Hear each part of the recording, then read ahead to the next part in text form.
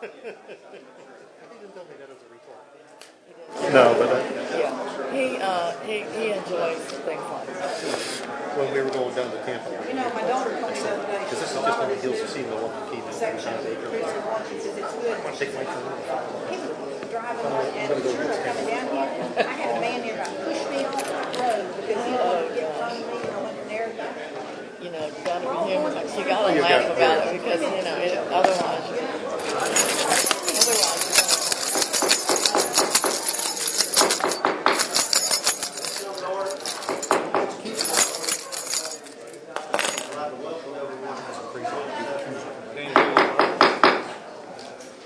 Let's come to order. I'd like to welcome everyone here this afternoon. And if you would, at this time, if you have any electronic devices, we should turn them off and turn them ring. And at this time, if you would stand for the invocation and pledge.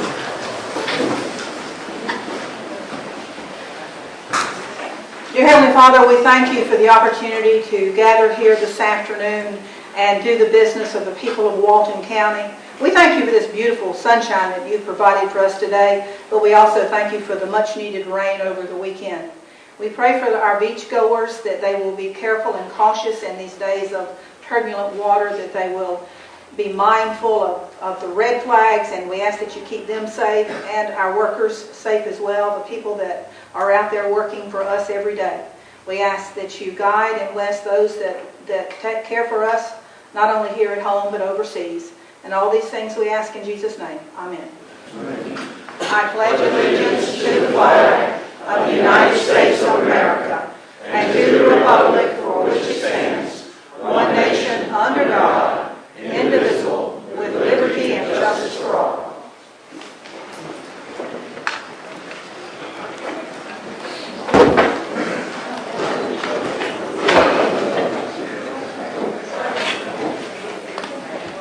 Commissioners, as you know, we just had an executive session on two matters, one of which we have a proposed order approving the settlement agreement with parties, and I need a motion from you. I'm sorry, they said they can't hear you. Can't hear you. We will need a motion to either accept or approve the settlement agreement that was sent to you or proposed to you during the executive session. This will be, Ms. Harris versus Walton County Board of County Commissioners. It's case number 09CA800. I make the motion we approve the settlement. No, motion is second. All those in favor? Aye. Opposed? Motion carries. Thank you, Commissioner. Thank you. Next item.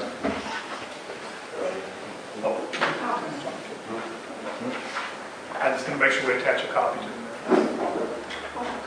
No, let's go ahead. We don't. Mr. Chairman, we have some additions to the agenda. First of all, all the commissioners got a notice that Joan Kennett would like to be added on under a citizen's request, and she will not be addressing the board this evening. As mentioned that in case anybody in the audience about the beach islands parking issue. It's a process that we'll go through. We do have three additions. First one will be the first item under Public Works. That is the selection of a Public Works Director. Also, we have an addition under the County Administration time to request a joint meeting with the Freeport City Council and Board of County Commissioners, and also addition of the EDA Director giving an update. Those are all the additions, no deletions. Any questions? Motion to approve the additions. Second. Got a motion second. All those in favor? Aye. Opposed? Motion carries. Well, and we'll also do, I'm sorry, before we do that, we also need a motion to approve the entire agenda as amended. Motion to approve the agenda. Second. No motion second. All those in favor? Aye. Opposed? Motion carries. Yes, ma'am. You have to come to the podium and state your name, ma'am.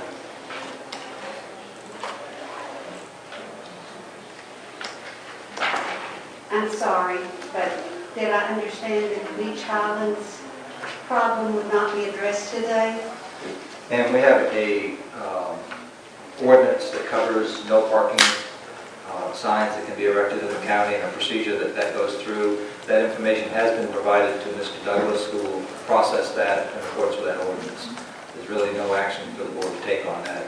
That's already been established by ordinance. So those of us that have come today There's no reason really for us to be here. Not unless you just want to stay and be entertained. I think that probably all of us will be excused. Thank you very much.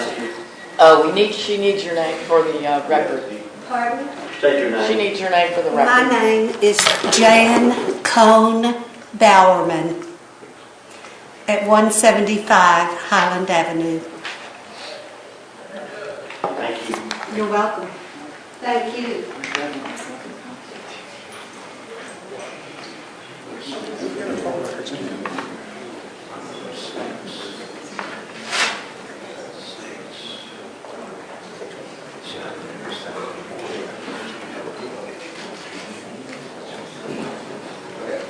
Mr. Chairman, the first item under the county administrator,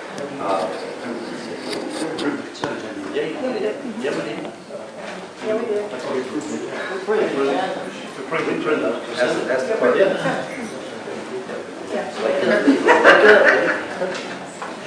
Sandy seconded it. I'm sorry, Commissioner, I may have confused you. I asked for a motion to approve the agenda as amended. That's what we did. We have not approved the consent agenda. You said that was for the amended agenda. So we need to approve the consent agenda. We've approved the agenda, now we need to approve it. Motion to approve the consent agenda. Second. Okay, have a motion second, all those in favor? Aye. Opposed, motion carried. Thank you. So it's taken us 3 motions to approve the agenda. Mr. Chairman, the first item under Public Works, I just want to announce to the board that we have completed the selection process to select a Public Works Director. And at this time, I'd like to present to you and nominate Mr. Wilmer Stafford to fill that position. I'd like to get your approval on that. Where is Where's Mr. Mr. Wilmer? Stafford? Do we need a motion? Do we need a motion on that? Yes, ma'am. I will be more than glad to make a motion to... Second. Have a motion second. All those in favor? Aye. Opposed, motion carried. Yeah, Congratulations, Wilma. You want to give us a speech? Thank you. no, sir, no, I just thank you for your confidence, and, I know we've got our staff at Public Works. It's going to be there for you, and the citizens of Public Works, citizens, so I just thank you for your confidence and trust in us. Thank you. Thank you, Ms. Stafford.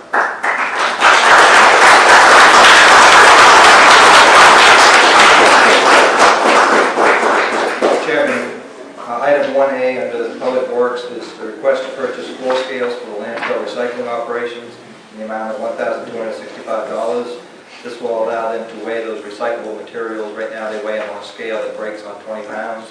If you're weighing copper or brass, that's not a good thing, so we really need those.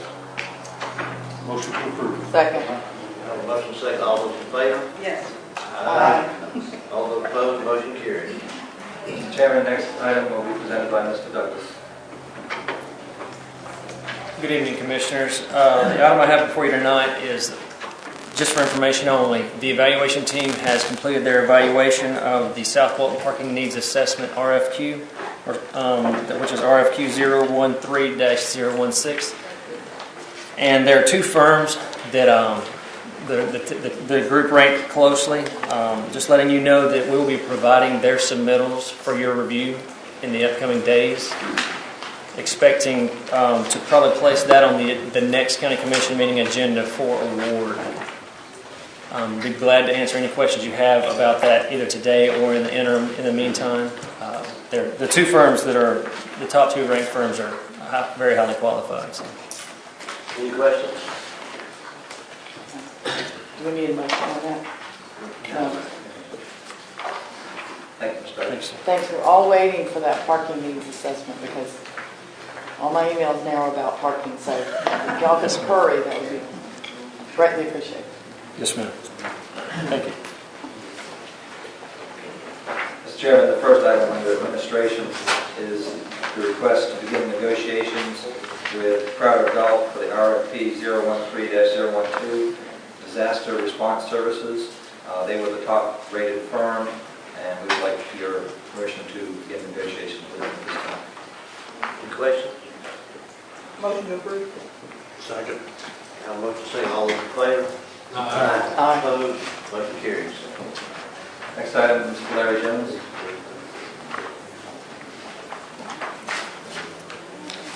Thank you, Mr. Ramirez. Good afternoon, Commissioners, Mr. Chairman. The three items I have for you today. Number one is we're asking for you to approve for staff to apply to the National Fish and Wildlife Foundation to fund a sedimentation risk index analysis for the Choctawhatchee River Basin.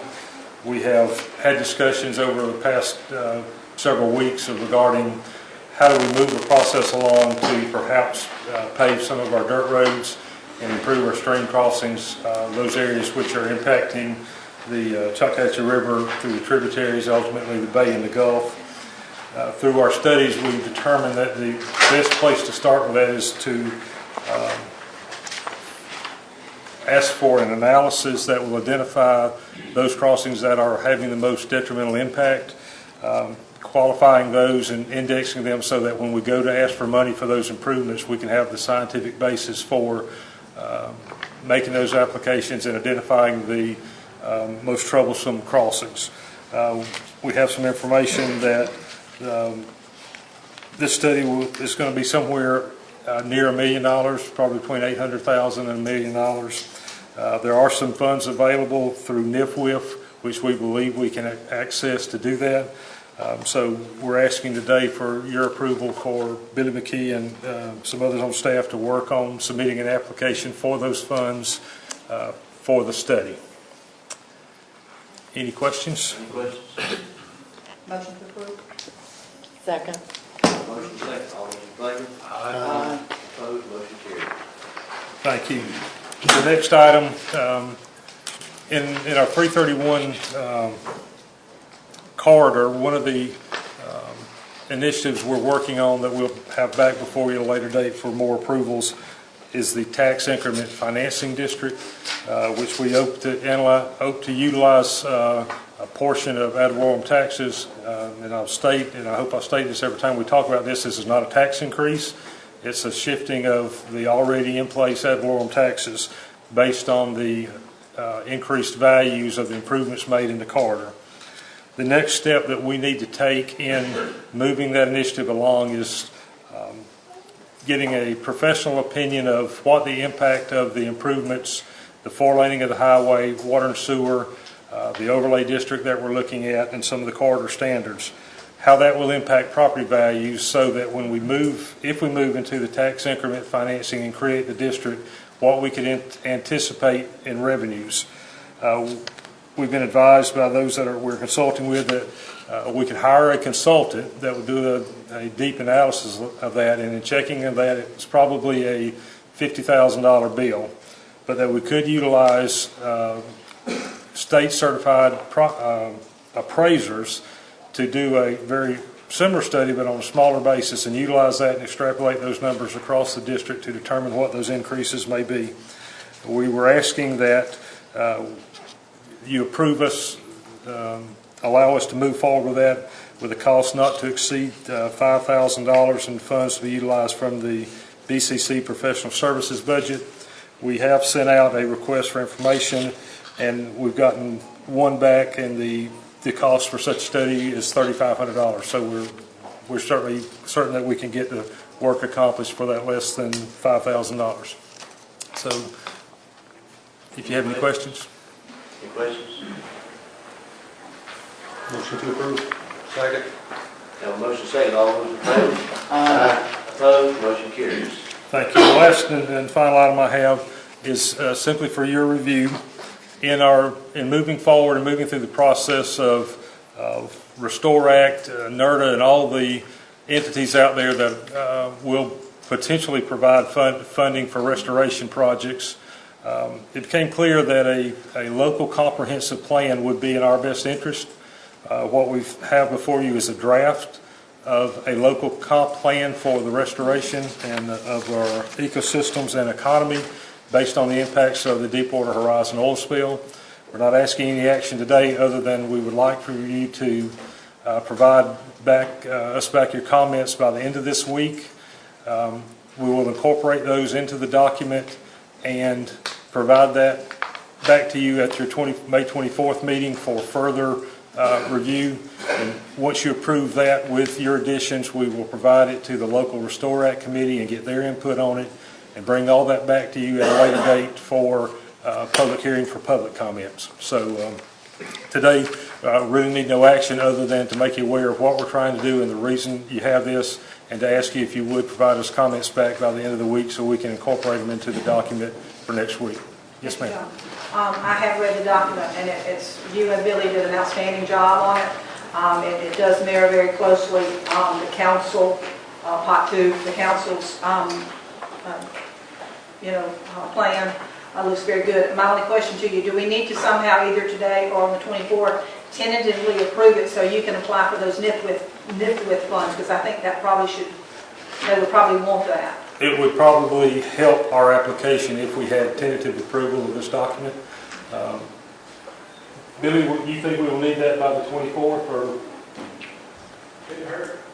So, it's up to, yeah, it wouldn't hurt. Could be. That's what we like. I would say so. When you say could hurt, do you want us to tentatively approve it, or? I think if you offered a tentative approval tonight, understanding that we were going to bring it back for more comments from the board, from the local Restore committee, and the public, but at least we would have a document that you've approved to utilize in the submission of the application for the NIFWIF funds. I think that'd be a great idea. Well, if you think that's it, then I will make that motion. I mean, I've read it. I don't know. Any other questions? That's your motion? That's my motion. Second. A motion and a second. All those in favor? Opposed? Motion carried. Thank you, Mr. Chairman, Commissioners. Mr. Chairman, the next item is one of the add-on items. We received a request from the City of Freeport City Council. They have asked that the Walton County Commissioners consider holding a joint meeting with their council to discuss the Bay Area sewer loan. They want to discuss options, ideas regarding loan payoff and customer connections. And we have not come up with a date yet, but if the board so desires, we could work with Freeport and come up with a date and location for that. How soon do they want this? They didn't really say, but I think they're ready to meet. They're meeting, I think, tonight or tomorrow night. Mr. Chairman, from what I understand, part of this would relate to the results of the PIF study that Mr. Jones just talked about. So I'm wondering whether we should try and get that accomplished before we would meet together. That study will probably take a very long time. Well,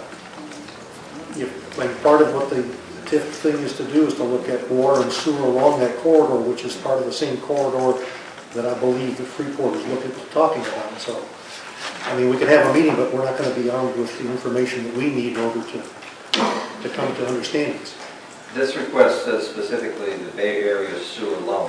That's the loan. I think that's the $2.1 million loan. Yeah. But again, part of that loan pertains to an area that is going to be under the study from the 331 corridor. And that's all I'm saying is that to me there appears to be overlap between the two, and with regards to whether the money would come under TIF for a possible way to refinance it, or whether we're going to have any kind of problems with getting that money repaid to the county. I think we ought to go ahead and meet with them and flesh all these things out. Yeah. And maybe put them, maybe have them talking about it, having us talking about it. Sure. You want to just let them schedule a time and get with us Yeah. and make sure everything's as good with all of us? That'd be fine. That'd be. And we'll try to find a suitable location for that as well. That would be. Did you want to speak? Oh, okay. Freeport big enough? Yes, sir. No. Good afternoon. For the record, my name is Bob Hudson. I just want to make sure I understand the loan that we're talking about. Is this the 10-year-old loan that the county made to the city of Freeport with an interest of 3.09%, and it was for up to $2.2 million, and after 10 years, the balance on that loan exceeds the authorized amount. They haven't even paid the due interest at this point in time. The answer to the question is yes. Yes, That's the loan. that's it. So we're talking about going into business with these people again? No, we're talking about getting paid back. We're talking about getting paid back. Oh, we're gonna make them pay it back? Well, we're gonna. That's great. Yeah. Didn't they approach us? They approached us about paying it back?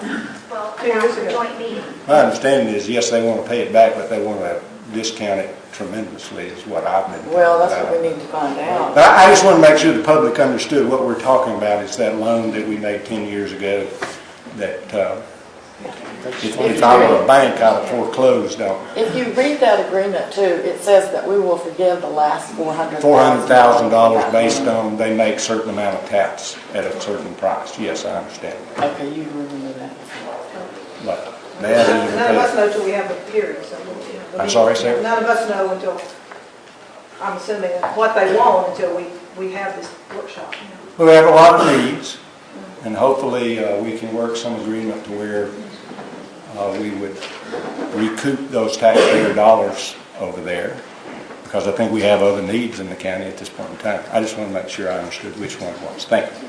Thank you. Mr. Chairman, I think we need a motion to hold a special joint meeting with Freeport City Council at a date and location to be determined. So moved. Second.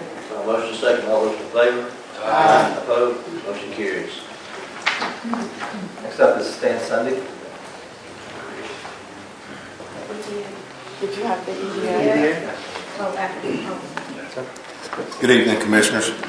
On May 14th, the TDC Advisory Council met and recommended that morning to fund Phase 1 of the South Walton Artificial Reef Project to the tune of $394,840 for engineering and permitting, and part of that recommendation was that they be repaid those funds from any restore or NERDA funds that would be forthcoming.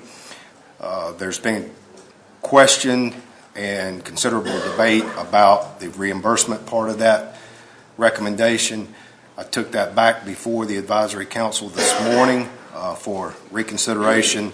The Advisory Council this morning discussed this issue and took two actions. The first action was that they recommended, or they voted to rescind the previous recommendation, and then made the motion and a recommendation that the item be continued until it be submitted to local restore or NERDA projects for consideration, and that we have some clarity with regard to the reimbursement aspect of this recommendation. So that's their recommendation as of this morning, was to continue. Stan, is there any prohibition against them going ahead and trying to seek NERDA funding right now? No, there's no. No, and that was the direction that was given.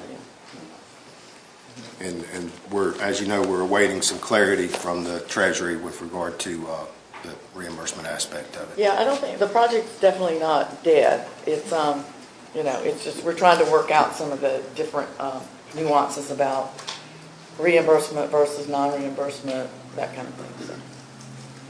And item number 2 will be presented by Michelle Ray. Wait, Stan, you're not leaving the podium, are you? Okay. Commissioners, on behalf of the TDC staff and advisory council, we would like to thank you for providing the excellent leadership of Stan Sunday as our interim executive director. Over the past couple of weeks, under his direction, the TDC has been able to continue implementing the plans and programs in a positive manner. Thank you. Yeah, on behalf of the TDC Advisory Council too, I think Mr. Sunday got a standing ovation today for the job that he's done. So we really appreciate what you did. Still got 2 weeks to go, doesn't it? Two tough weeks. This will probably be his last meeting. Week and a half. Yeah. And Mr. Bagby's in the audience if he wants to wave to everybody. He's officially, I think, officially taken over in a transition format. So. Okay, the second item is Thank you, Stan. Thank you, Stan. Appreciate it. Thank you.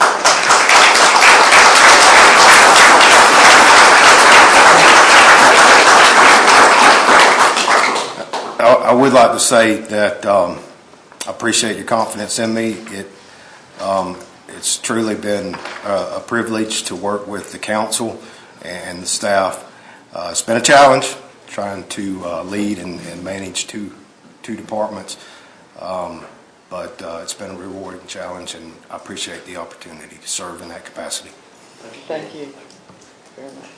The second item we have is the TDC Advisory Council is requesting approval to begin the RFP process to retain a title company to identify ownership and encumbrances for the beach nourishment project. Do you approve that?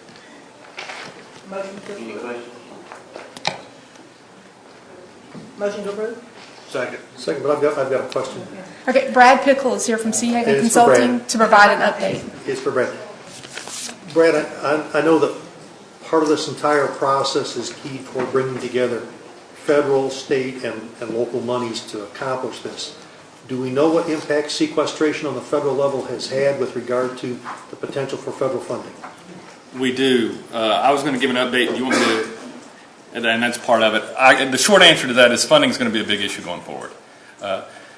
No doubt about it, it's a challenge. But I want to tell you that the good news is that so far it hasn't. As a matter of fact, we've been more successful than you would imagine in that they've actually, to do this next phase that you all approved on May 28th, the preliminary engineering and design, they actually got money reprogrammed from another project at another core district to be able to fully fund our phase so that we won't have any stops.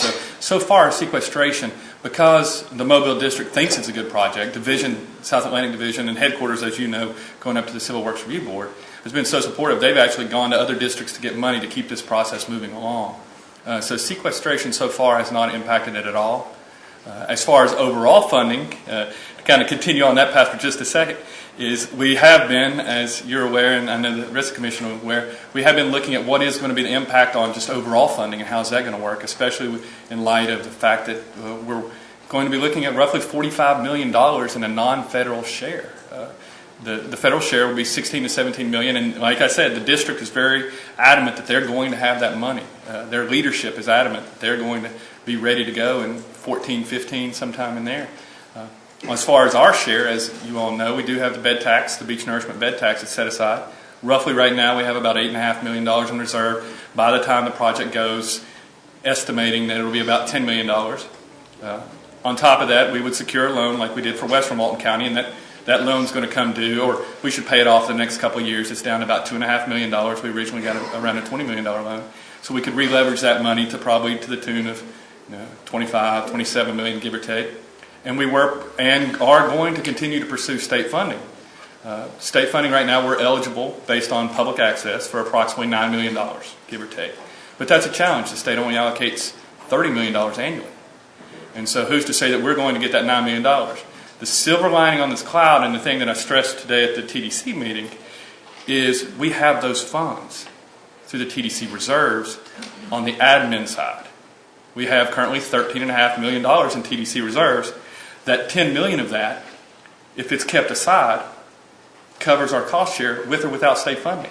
So as of now, we don't have a TDC funding problem, which would be the local share, with or without a state grant. Now, if we start dipping into those reserve funds, we could be having another conversation in 2 years.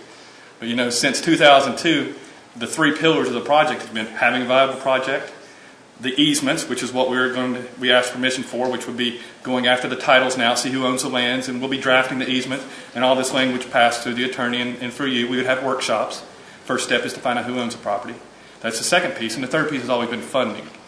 And now with the TDC funds, both on the admin reserves, beach nourishment reserves, ability to go after a loan, and the fact the first loan's paid off, there's nothing holding us back.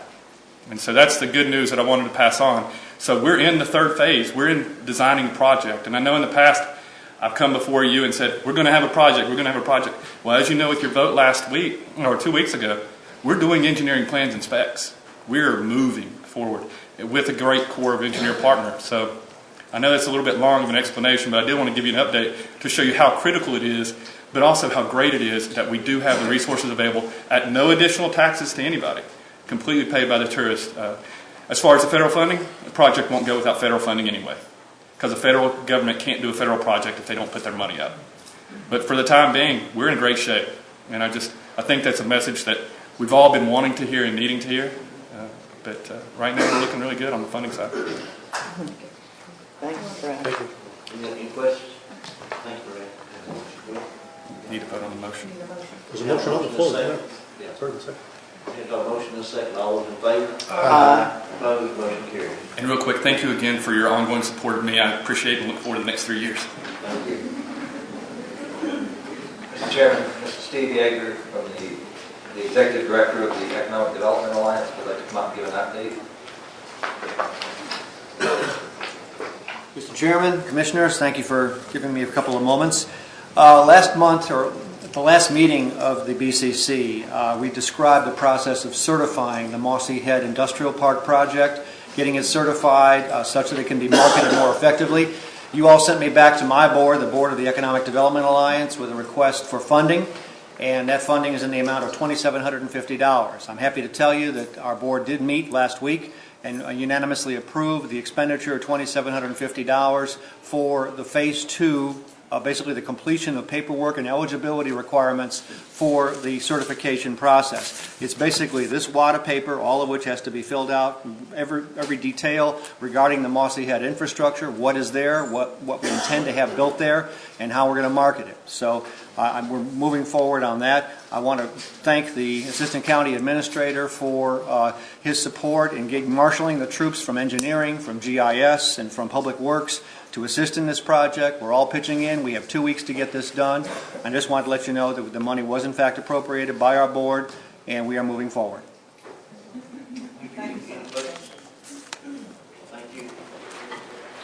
Thank you, Commissioners. The first item I have is a request to approve the license agreement for Mr. and Mrs. John C. Stick to plant for some protected vegetation on the dune structure that's actually located on property seaward of their property line to the county lines. There are provisions in here, obviously, to protect against interference with turtle nesting and that sort of thing. And this is a simple license agreement. Any questions? Motion to approve. Second. Have a motion and a second. All those in favor? Aye. Opposed, motion carries. Thank you. The second item is a request to approve an interlocal agreement with Walton County School Board regarding the construction of approximately 1,375 square feet of additional parking space at Bay Elementary. I'm going to ask you to approve the interlocal agreement as presented. However, there is going to be a small amendment. The school district had planned to, it's already in there, I'm sorry, you do have an amendment. The amendment allows the school, or requires the school district to pay for the material. The county's going to pay for the labor and the work. Because we know the school board has a lot more money than we do. Any questions? No, this will be a great improvement in that area. So thanks everyone who made that happen. Motion to approve. Second. Got a motion and a second. All those in favor? Opposed, motion carries. And lastly, Commissioners, I had placed on the agenda a request to approve a revised employment agreement with Mr. Bagley. We have had some issues regarding three areas, health insurance, retirement. I have submitted those changes to our Human Resources Advisory firm, Costangi, over in Jacksonville. We think we've got the language cleaned up to Mr. Bagley's satisfaction. Unfortunately, I'm still waiting on an email saying that from Costangi, so I'm just going to ask you to hang on to it tonight and let's not approve it. We can approve it the next meeting. He can continue to operate under the old agreement until such time as we have that email from Costangi. He still has to go to work anyway. He still has to go to work, yes, ma'am. You just can't get the official review. Yeah, Ms. McGinnis noted some of those problems, and I think we've got them worked out, but I'm waiting. I want that email from them before we say. So those are my three items. Thank you, Commissioners. Mr. Chairman, the next item is a public hearing. This is a request to consider amending the waterways and beach activities ordinance. Yes. Need a motion to open the I'll hearing. make a motion to open the public hearing. Second. Have a motion and a second. All those in favor? Aye. Opposed, motion carries. Board, there's three changes in this ordinance from what we did pass this early this spring. The first is we had left off the amount of insurance for charter fishing operations, so we've included that amount in there, $500,000 for general public liability. The second item was to designate the time that vendors are allowed access to the beach so as to not interfere with the turtle nesting surveys. And then the third item was really one that we've been working on. We've been working with the clerk of courts. They discovered that the way the ordinance was written, if we didn't designate where the funds went, they automatically went to the state, the fines. So we've changed that to make sure that those fines stay within the county. Those are the three changes. Any questions? Any questions? This is a public hearing. Anyone like to speak?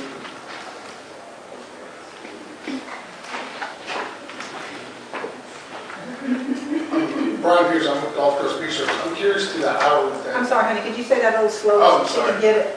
I'm Brian Peterson. I'm with Golf Coast Beach Service. I'm the owner of it. And I'm curious to what the time they want to switch for the setting up of the beach chairs for vendors on the beach. It says that they want to amend the time that beach vendors are allowed to during turtle season, and I didn't understand exactly what that time was and when we would be allowed, what the change was going to be. I believe it's an hour after sunrise as of right now. Right now on your beach vending permit, it states the same thing that this ordinance will state, and that is that during the sea turtle nesting season, vendors shall be allowed access to the beach between 8 a.m.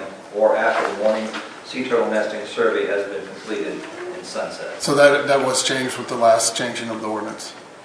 No. That was in the ordinance? It's never been in the ordinance. We thought it was, but it wasn't. Okay, and that's what they're changing it to then? Because it used to be an hour before sunrise. That was on the leave no trace instructions. It was never in the ordinance. Okay, I didn't realize that the ordinance had changed already to 8 o'clock.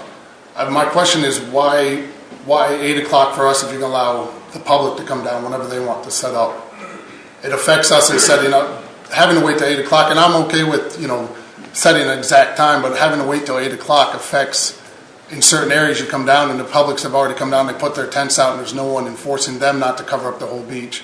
But yet when I try to put my chairs out for the people paying me for the convenience of me setting their chairs up, I have to come down and fight to find a spot because the publics came down at 6:30, 7 a.m. and put their stuff out there. And I know there's not a way for you to enforce it, but I don't understand why we couldn't have it be 7 o'clock, which should give the Turtle Watch plenty of time to have passed all the beaches, because that's a good hour and a half after sunrise as of right now during the summertime. The Turtle Watch people had asked for 9 o'clock. Which is, yeah. Okay, we've got to balance this. Right. They can't get out there until sunrise, which is about 5:30, I think. Right, right about now. So remember, the ordinance is going to say 8 o'clock or until after the morning sea turtle nesting survey is completed. Which is my next question. How do I know when they've completed their survey of a beach? If I show up to the beach, how do I know that there's no way of knowing that they've completed their survey of that beach? So if I have a delivery down in Inlet Beach and I get there down at 7 or at 8 o'clock, I don't know, 7:30, I don't know if they've come through or not. I have no way of knowing if they've completed that. I think there needs to be a way for them to allow us to know that they've cleared an area so that I know where, if I can set up, and if I can't, maybe I'll go down to one of my other spots and see if they've cleared it so I can get the earliest start I can possibly get while still working with the Turtle Watch people as they clear the beaches. So I don't understand how we're supposed to know if they've already cleared it. I always thought, I don't think this is working, is it? I always thought we could use technology to do that in some format. Where Turtle Watch, texts or signals, the vendors, that they're complete with some way we should be able to put that in some form of technology out in the field and be able to tell these folks. I would think. I'd be glad to work with maybe Jeff McVeigh, myself, to work with Turtle Watch and maybe some of the vendors. Well, yeah, I'd be glad to work to find out a way because I do a lot of home deliveries, so it's not like my main beaches are one thing. I can have my guys get there at 8, but my home deliveries, I'm trying to hit them all, get everything set up. Everybody wants them by 9 o'clock and try to get, done so people can come to the beach. So there could be some level of, we have all of their information, communication information, and then somehow sharing them, communicate to them that they're finished. Do they communicate to you that they're finished like one segment at a time, or is it till they all finish? They're segments, and there are different people for each segment. Right, so the different people... I don't know if the Turtle Watch is here or not. The The different people would have to notify, the other folks that, and I don't know, maybe you put up a flag or something that says we're finished or something. I mean, it is kind of a... there's a large stretch of beach, it's hard to know, like I said, if you're going down to do one set at a house, it's hard to know if they came through or not. It's one thing at bigger beaches, you know the turtle people, and you tend to know when they come by, and you send your guys down there and you get them there, but when you're doing home deliveries, and you're showing up at individual houses, it's hard to know if they've come through, and as a vendor, we need to be able to start as early as we possibly can to take care of the tourists that are coming down, because they want to get down to the beach as soon as they can. So that if I start at 8 and I have a full day, I may not get done closer to 10, whereas starting at 7, I'm getting done at 9, and everyone, tourists are happy, everything's done, we can take care of business that way. And I'm just trying to figure out a way where we can work with the turtle watch people to know that, I show up here, it's done. It's not, okay, let me go check one of my other beaches, so I'm not just, I can maximize my time. Mr. Folks. Mr. Folks, you answer. Richard Folks with South Walton Turtle Watch. Is the question? Is there a way? Is there a way to communicate to the beach vendors that you've completed the turtles? I'm sure there is. We haven't. When we were working on coming up with the ordinance, that was not something that we focused on. We had actually intended, as you know, to say 8 o'clock from the get-go when it got changed last year from sunrise to sunset to a time. I was on the beach this morning at 5:40. I was finished a little bit after 6. I've seen vendors on the beach at 6:30. As long as they're out there after I pass by, it doesn't matter. I'm sure there's a way, as Commissioner Meadows said, to create some kind of method to communicate that. But for the most part, we're probably off the beach generally at 7. I've got a particularly short segment that I walk.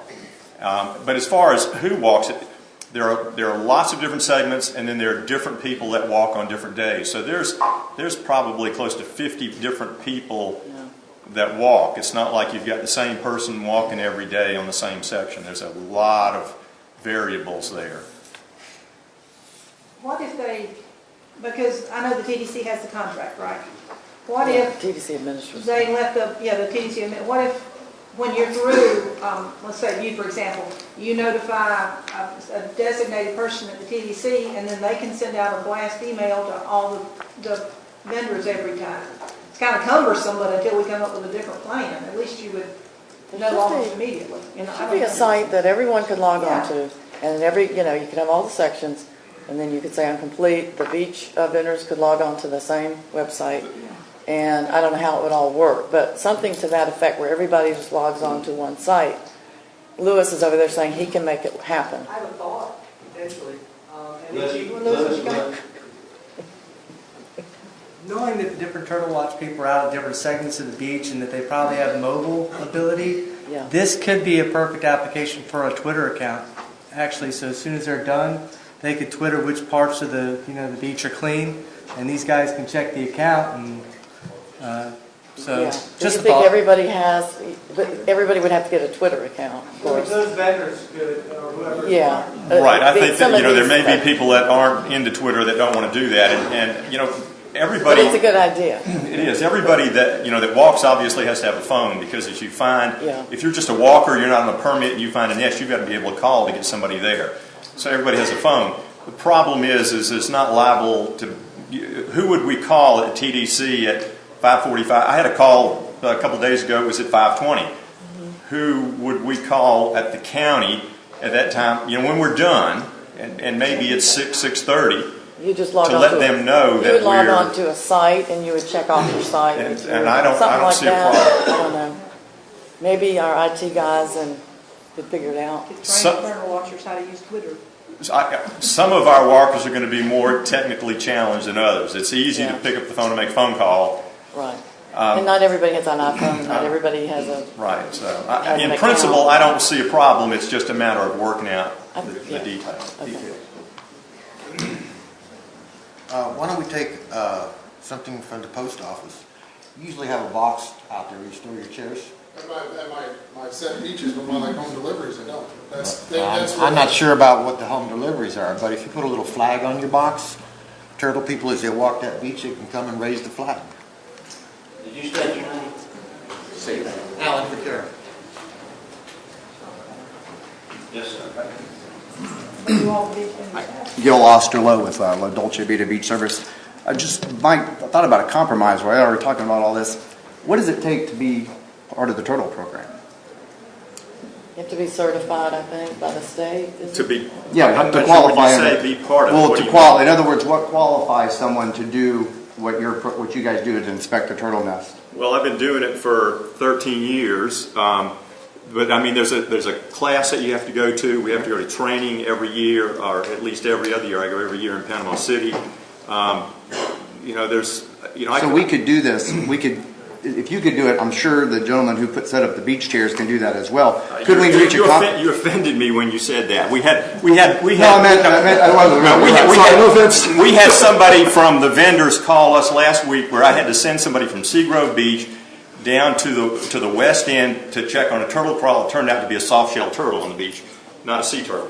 But they're not qualified to call. That's what I meant. Last time Sharon Maxwell was here and that came up, she said that that was not possible. Now, why wouldn't it be possible? Conflict of interest.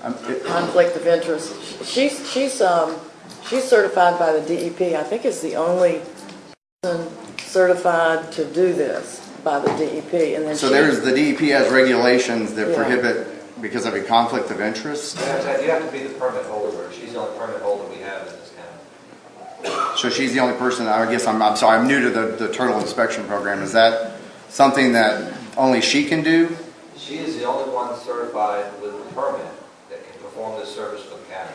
And she's the only one that inspects? All these other people are volunteers that assist her in doing it. And could the beach service vendors not be volunteers under that program as well? That way you don't have to worry about twittering everybody. You would be up walking the beach at 5 o'clock, and how would you put your chairs on the beach if you were out walking? I'm telling you, I was born and raised here. I started my first beach service in 1985. I started lifeguarding in about 1982. You get up really, really early. You learn to I think most of the guys who are probably beach service business the test are probably already up at 5 o'clock in the morning getting ready anyways. I'm just wondering, is there a reason why they could not be certified or be part of the program? I'm sure they'll love the assistance. The more people out there on the beaches looking after the turtles, that's really the goal, correct? I think there is a conflict of interest, first of all. Second of all, I mean, we may have an instance where we have several nests in a given section and we may not be finished till 9 o'clock. If those people can't get started until they finish dealing with the turtle, they might not get started till 9 o'clock in the morning. I'm just not sure that it's as easy as it appears. Chairman, can I speak? Yes, sir. I'm MC Davis, and I'm a homeowner in Walton County, and I'm also particularly interested in turtles, and I've been admiring Sharon Maxwell and her group's efforts for decades. And, you know, hey, let's face it, this would be putting the fox in charge of the hen house. And I'm not opposed, and I don't think anybody is, if these vendors want to go through her program and work under her auspices and her supervisions, and so be it. They have every right. They have at it. If they can please her, they'll please me. Thank you. One thing I was going to suggest on that matter, yeah, sure. Somebody may say, oh, I'm going to do this and not really do it, gold star. May I suggest maybe, when you talked about insurance earlier, you're talking about doing an amendment with adding insurance on something. Why not have them produce a bond for that specific purpose? And if they don't meet that, then they forfeit their bond. Each beach service will have to post a bond if they want to get in part of the turtle program and watch over their own beach. You have a bond, and if they don't do exactly what they're supposed to be doing, and they show up, you forfeit the bond and they lose their beach permit. That would be, I think that'd be an acceptable compromise to everyone. I think that, the ordinance that we're considering is just the 3 specific changes. So if that's kind of a whole nother issue, is getting them involved. Is that what you're saying? Okay. Yeah. Commissioner, I'm going to say we can work that out, I think, as far as how we can solve that problem. It's not going to change the ordinance. The ordinance just says until after the sea turtle nesting survey is completed. Right. How do you? Yeah. When we leave today here, we need to be clear that if you're going to have some meetings with these gentlemen, try to figure out how they're going to work this out. I mean, if you talk about Twitter and all that, it sounds like more convoluted than it needs to be. That issue's not going to be answered here today. Okay. So do we need, who will work with them, Mr. Chairman? Gary? Yeah, admin will take the lead on that, but we may work with TDC on that as well. I appreciate it. And you'll let us, do you think we're going to make it a workshop after this, and we'll notify everybody that it's a beach permit? Somebody needs. Yes, we have, everybody has beach permit, we have your contact. Yeah, and then just contact everybody about it. Great, thank you. My name's Derek Lund. The way I understand that the new change would be is that it could be as late as 12:01 or 12 o'clock noon before you're allowed, because it says or later in the morning. I don't think that's... It says 8 a.m. or after the morning sea turtle nesting survey has been completed. So if they and sunset don't conclude the walkthrough till noon, then we can't set them up until noon. I think it's, basically it says 8 o'clock or after we get finished. And I think the idea there is if we get finished at 7 o'clock, you can be out there at 7 o'clock. We have to be finished with everything by 9 o'clock in the morning. We would never look at a noon. I mean, the most complicated situation we've run into, 9 o'clock is a drop-dead deadline for us. And we but 9 almost... not mentioned in the amendment. It's well, it may not be. It says, It says until it's cleared. That's what I was saying. They prefer 9 o'clock. We asked for 8 o'clock. Or it's cleared, which that's Does sort of it vague. does it say whichever's earlier? It doesn't. I mean, if it was just 8 o'clock or whatever, that would be one thing, but it's going to create confusion. If it said 8 o'clock or or after we clear the beach, whichever is earlier, I think that would satisfy his concern. You'd be satisfied with that? Well, I wish Sharon was here, but I think 8 o'clock. I mean, we'd be happy if they waited till 8 o'clock. Like I said, it's not uncommon for me to see people on the beach. Then it's on the beach 6:30, 7 o'clock. I don't have a word to say about it as long as I'm finished. So 8 o'clock would be like, wow, that's fine. And I think most of the vendors are perfectly capable of being trained to clear. All they're concerned about is the beaches that they're setting up on. They wouldn't be walking all the beach. They would just be clearing what beach they're setting up. If they have 10 sets or whatever, then they would clear that area. And don't they deliver to different sections of the beach though? In some cases, but they could clear that area where they set up in that section, clear the next area, and make sure they don't set up a chair on a nest. And they'd be late for... Well, we can meet and talk about that. I don't think it really affects the ordinance. I think the logistics of how you notify and how you get it done or something. Well, if they were trained to clear the beach that they were setting up on, then they wouldn't be damaging any of the nests. That's my point. I think that's a good idea. This is a little bit off course here, but as far as the gentleman was here a minute ago with La Dulce Vita, I've got photographs of two great big giant carts filled with chairs that were out on the beach all night last night.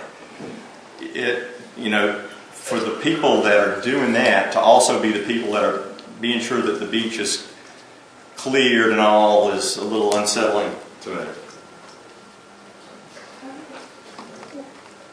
Back up real quick. I think I agree that figuring out how we could work with the turtle if we can, it can be something that's going to be future, but I'm back to how we can find out a way to set up that we know that they've cleared the beach for this summer at least, and we can come back in the fall when season's over and sit down and discuss other things. If we can work with turtles, watch it. If we can't, and if that's a conflict of interest.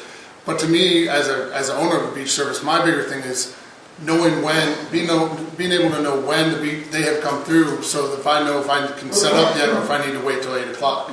Because it would be nice to be able to show up, to one of my beaches and my guys know, hey, they've already come, I'm down here, I can get them set up, or I'm coming through and I know they've come through an area, I can go there and I can start my rentals there and work along with the beach, with the turtle watch, so that I'm following where they've already cleared to. And if it's a way of, I know they have a Facebook page, if they had a way they could call someone who would automatically, I know you said not everybody's technology savvy, but if you had someone with the Turtle Watch who was at a phone that those people could call when they cleared their area, and that person was able to get online and even put it on their Facebook page, a Twitter account, whatever it is, it would send us in the morning so I can get that notice. So I know, okay, they're already cleared from, I do most of my stuff on the west end, so they've already cleared from Inlet to Rosemary. Well, then I know when I go down to that section of my area that have rentals in, I can go ahead and start at.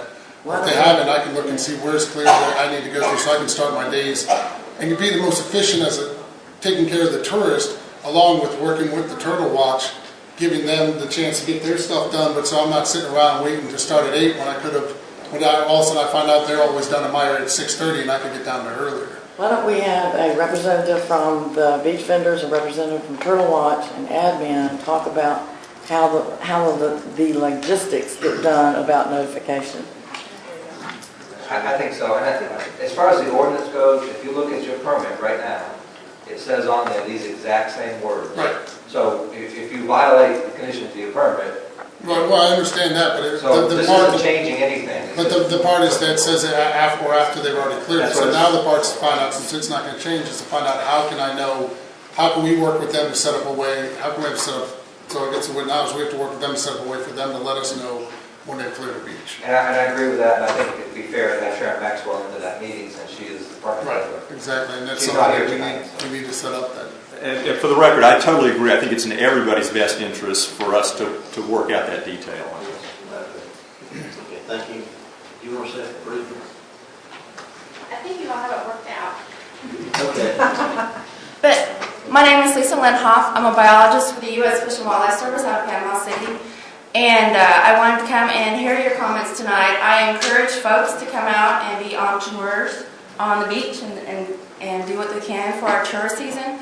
I think 8 o'clock is a good compromise. I would personally like to stick around for your after your hours workshop to help work out some type of idea on how to notify everybody so that they can be on the beach before the 9 o'clock as the Turtle Watch has requested, but still in time to get their products out on the beach for our tourists.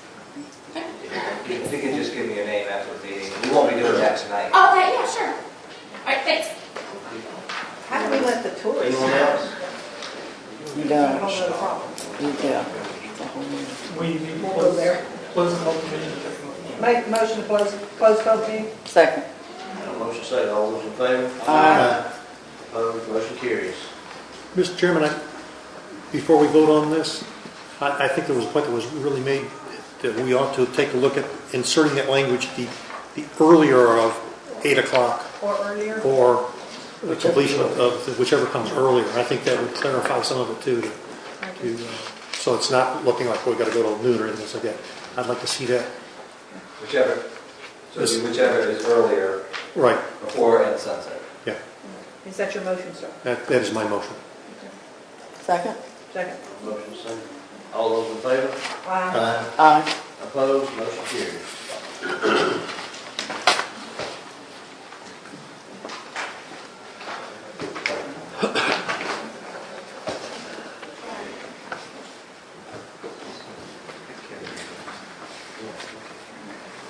Sharon Meadows, is she here? And no relation to Cindy Meadows.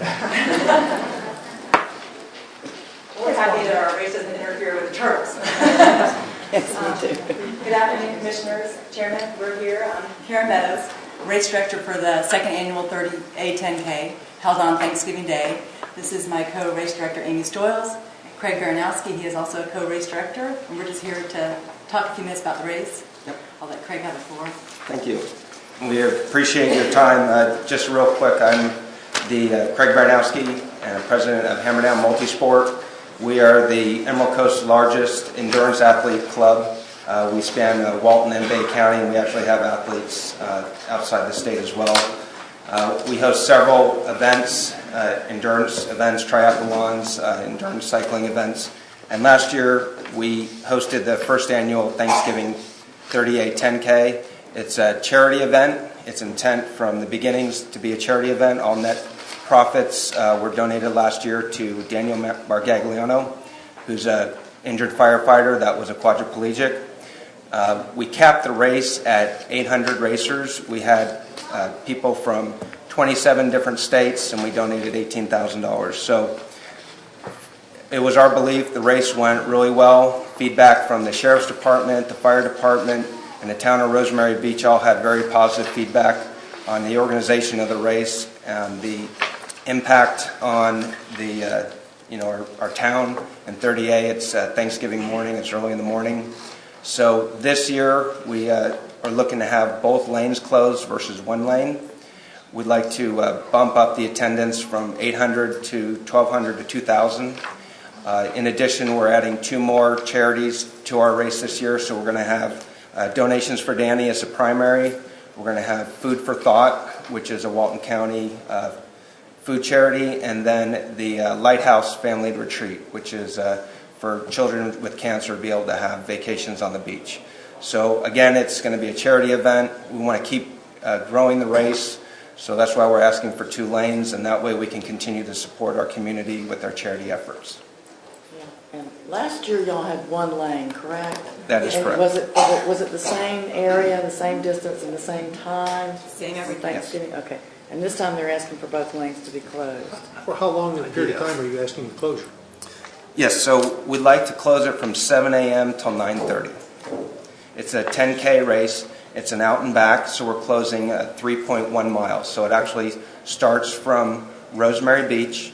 It's going to travel westward 3.1 miles over Camp Creek Lake, and just at the beginning of Water Sound, the town of Water Sound, we'll turn around and head back. Our last runner last year did it in 1 hour and 54 minutes with the race starting at 9:30. And we're 7:30. Sorry, 7:30 start time. How do people who live along that corridor get in and out of their developments if the road's closed in both directions? Yeah, the nice part is it's Thanksgiving morning, so everything's closed, and we had we had no traffic last year. It was a great day to have it, so it had very little impact. That's why the sheriffs were so supportive and didn't feel there was a... But there was only 1 lane closed last year, is that correct? Right. Correct. And I talked to the sheriff's office, and they said that, they approve the safety issues and all that, but it's up to the board to decide if we want to close the second lane. The only comment I would make on that too is that Seaside, has run for the Seaside Marathon. I don't know how many years they've been running. 10 years plus. 10 years plus, yeah. And they go, they've gone with 1 lane, and I think for a reason, because, if you close off, I'm all for races, but if you close off both lanes. Excuse me, they're on 2 lanes? Yes. They've had two lanes closed for the last 5 years at least. So they've shut down the entire 30A for 6.1 miles. That's the case? Okay. On a Sunday church-going morning. Okay, yeah, I wasn't aware of that. So that's why the sheriffs wanted us to have 9 deputies to help us assist traffic, or if there isn't that much. What day is Thanksgiving on this year? It's the November 28th. Thursday? It's a Thursday? Well, yeah, it's a Thursday. Mr. Chairman, I asked Major Preston to come to... I've got a question, and if the Sheriff's Department, Mr. Major Preston, thank you for indulging me on this, because I know you weren't prepared to come up and answer. I was not. Okay.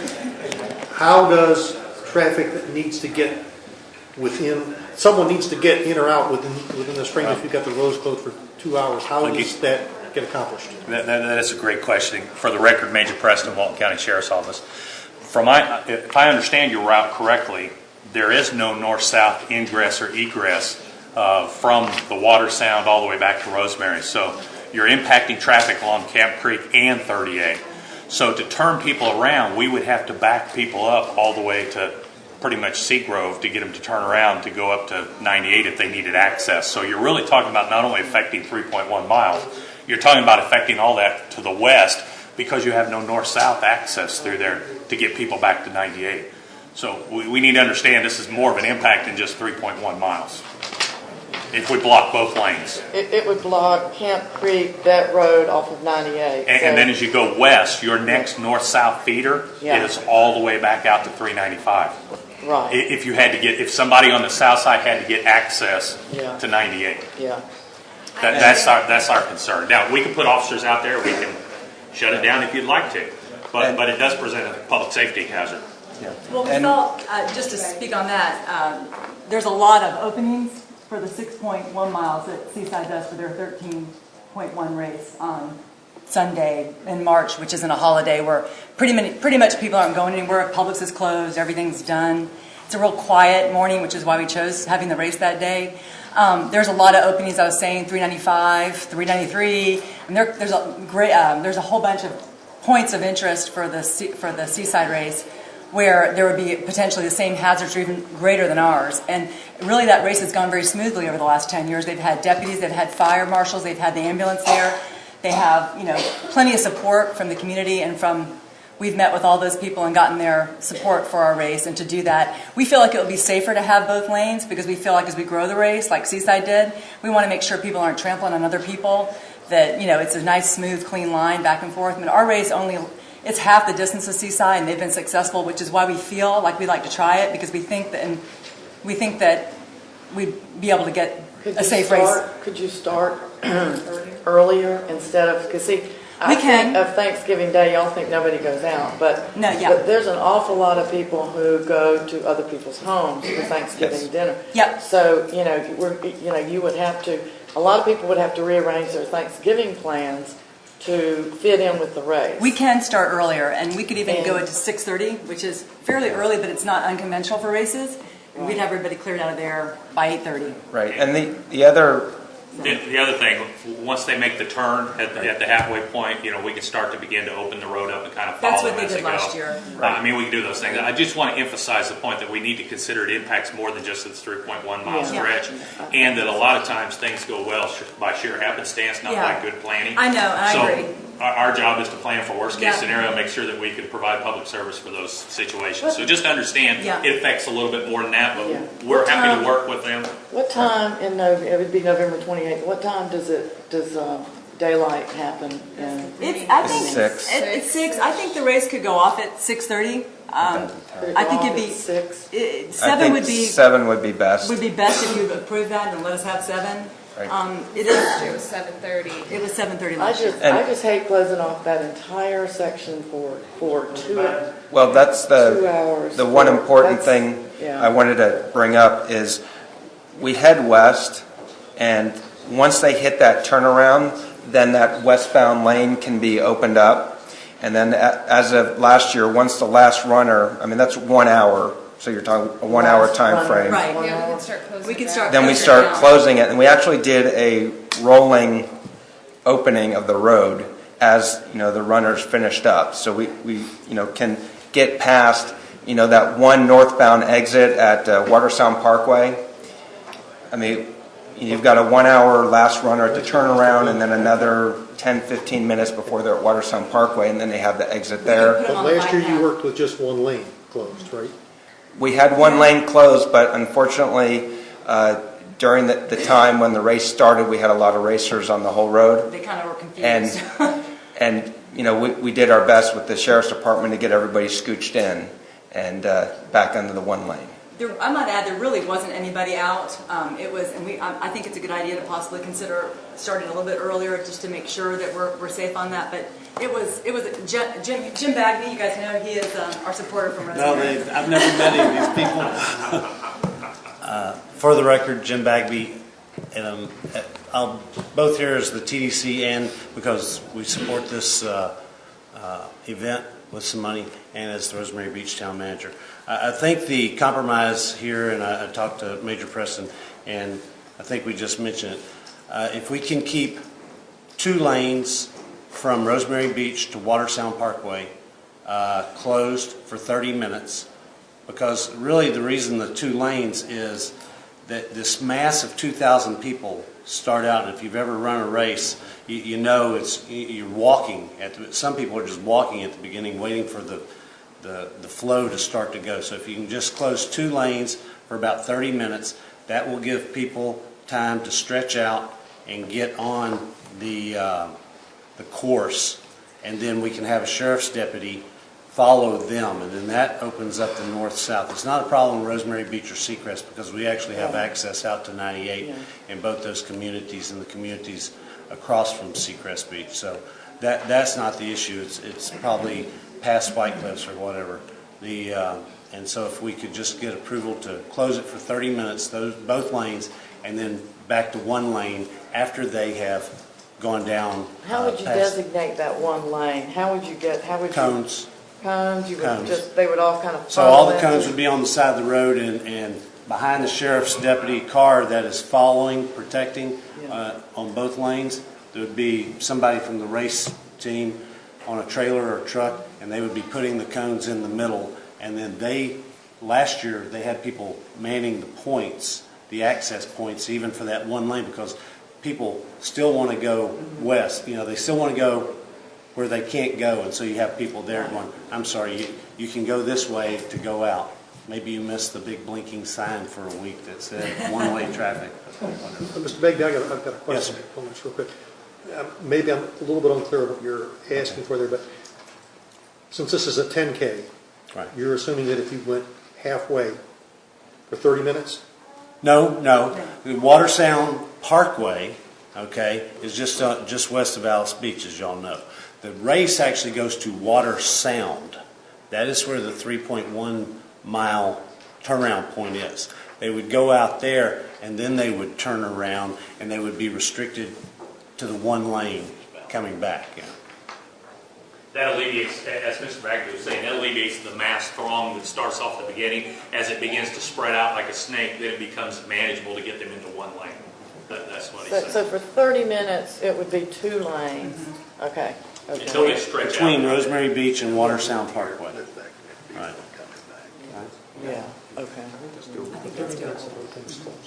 Yeah. Yeah. You say in the first 30 minutes, the entire route is closed, or just from Rosemary to Water Sound Parkway. So here, one of the, right. Here. Yeah. The first 30 minutes. The first section of the. And then it's just, it can go to one lane after that because, as Joe said, as Major Preston said, there may be 2 people running together, but they're not running 10 abreast like they are at the beginning. It's a lot thinner. Should be fine. Okay. Any other questions?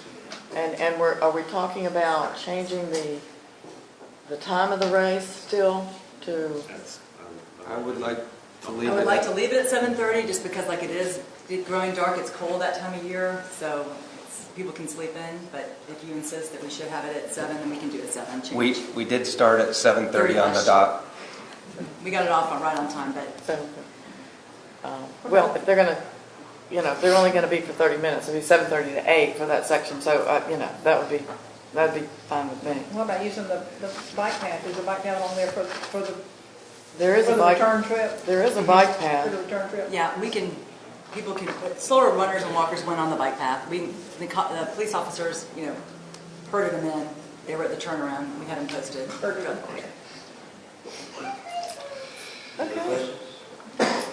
and who you raising money for this time?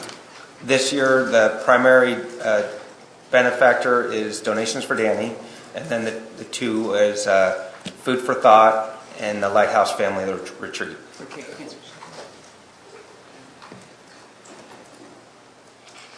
Do we have, is there public comment? Anyone else like to speak? Okay. Motion? Yeah. You want to do it? Yeah. Motion to approve closing 2 lanes for 30 minutes, starting at 7:30 a.m. on Thursday, November 28th, from the starting point at Rosemary Beach to the intersection of 30A and Water Sound Parkway. And then the remainder of the race would be 1 lane. Does that pretty much cover it? Second. So that would be my motion. Have a motion and a second. All those in favor? Aye. Opposed? Motion carries. Thank you. We'd like you to come out and do our race, so I'm passing these out. I might be one of the ones on the dry clothes sidewalk. bag. We do have a 1 mile fun run. We have a 1 mile fun run too, so. There's information about all the charities and everything in there. Thank you. Thanks. Next item on the agenda is Sherry Judges. Yeah. Thank you. Better have an ambulance, so maybe if I'm up here. Sarah.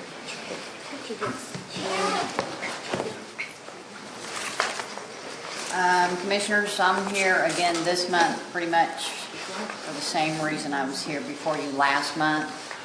I'm still trying to get a straight answer from Wayne Dice and/or code enforcement. I've been having to pay $450 every month for the last 4 months, waiting for an answer. And I'm getting ready to have to pay another $450 in the next 3 days to meet my 30-day deadline. I don't think that it's fair or that it's right that I have to continue to pay $450 every month to get a simple question answered by Planning Director Wayne Dice. And I'm asking for the board to either get me an answer tonight as to what uses he's allowing the Coastal Cruiser business to have at the location in Coastal Center and Scenic Corridor, or waive my next $450 fee. Is it a fee for? Fee. It's a fee that you have to pay to appeal an administrator's decision. And I've paid that for the last 4 months, and I can't get an answer. That's $1,800 of my money that's just sitting somewhere. And I'm asking for the next one. If you can't get a straight answer from him tonight, I'd like for the next fee to be waived so that I don't lose out on the deadline of my 30-day appeal. And I'd also like to get my money back while while we're waiting on whatever the problem is to give me a straight answer. Commissioners, it's my understanding, and Wayne, if you're up there, I say